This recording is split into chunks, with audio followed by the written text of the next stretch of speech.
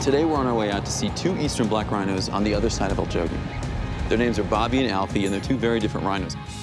Bobby, he's got a lot of attitude.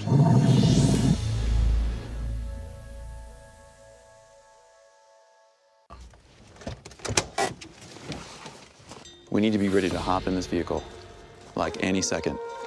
Like any second. Hi, Bobby.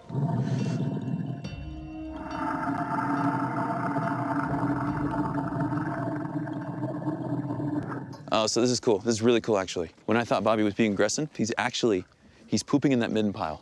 There's all kinds of poop there. There's old poop, there's new poop. And what he's doing is he's communicating. Bobby laid this down right now. This is nice, fresh rhino poo right here. But you see all this? All this is poo, all over here. I mean, I'm looking 15 feet that way and a few feet, like another 10, 15 feet this way. This is a big public bathroom for rhinos. And this is what you call a midden pile. What they're doing here, not only is going to the bathroom, but they're actually communicating to other rhinos through pheromones. Pheromones are ways that animals communicate to each other within the same species. A female might come here and spread some pheromones saying, hey, I'm looking for a boyfriend, I want to breed. It's go time.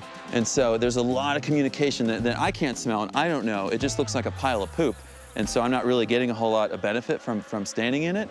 But what I can tell you is the rhinos do, and there's a lot of things communicated just in this pile of poop right here. Pretty fascinating, huh? Jamie, look at this midden pile, dude. Bobby just contributed. What do you think he's saying today? What do you think Bobby had to say?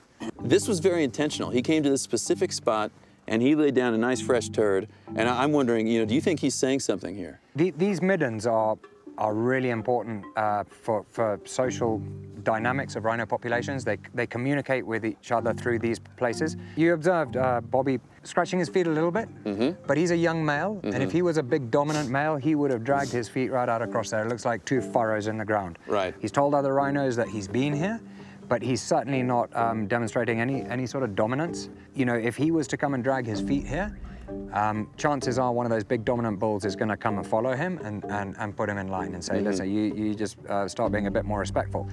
But, you know, the other opportunities for us here are looking at parasite load, to a degree looking at diet. I mean, this is so obviously a black rhino midden.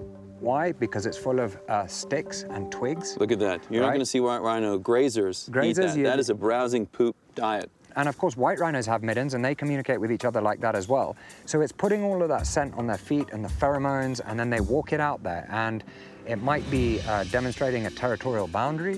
It might be a cow rhino who's actually just communicating that she's an estrus. And, you know, and the big bulls will come along, they'll smell that here, and they will put their nose on the ground and follow her like a tracker dog.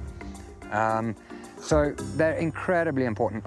And that's not even going on talking about the other species, because it's been demonstrated now that rhino middens are actually really important to a number of other wildlife species. No kidding. Yeah. And we're not just talking on the small scale like the flies and the insects and some Well, of the there's bees that are coming through here. I believe that some of these middens have been remote filmed. They put camera traps on them, and they see a ton of mongooses and all sorts of other animals actually coming to these rhino middens. I mean, it's another reason why these rhinos are, in a sense, like a keystone species of this area. They might well be iconic. Everyone knows what a rhino is. They play a really important environmental role.